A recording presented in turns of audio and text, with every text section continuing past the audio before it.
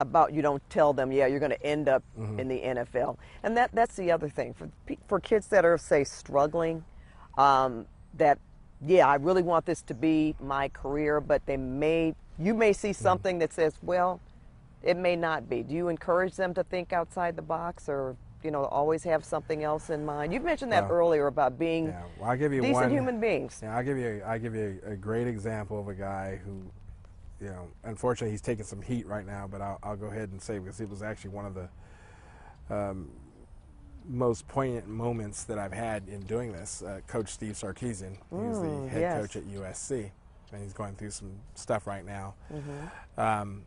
But he was he was like the fourth kid I had ever worked with. And I remember he was exceptionally smart. That was the thing that jumped out at me, was that you give him something to work on and he can spit it out in a minute. And I remember telling his dad, Zeb, I said, he asked me what I thought. I said, I don't think he's got a career in the National Football League, if that's what you're asking. And I said, I really don't think, it might be tough even for him to go to, and play at a major college. I said, I do think he has skills, but he's not very big. He's kind of pudgy, but he's exceptionally smart. And I found that, these guys probably make the best coaches. They didn't talk to me for 2 months. Mm. Well, I told him the truth. Uh-huh.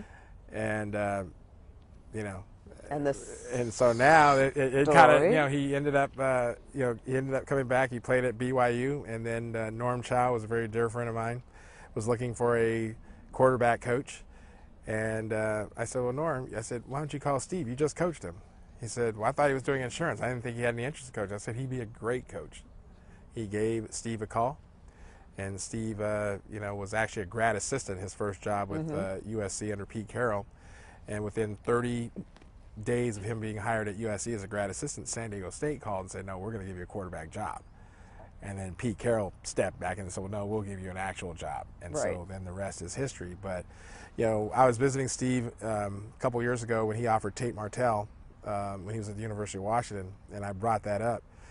And I said, yeah, I wasn't such a bad coach after all. He started laughing and said, yeah, because, he was making a couple $1 million a year at University of Washington. So it was one of those things where sometimes you just know a career path for some guys will just work better than others. And he was one of those guys that did have a special gift. Coaching was something that I understood greatly, and he just seemed to have a knack for it. And, I think he's going to do very well here locally at USC.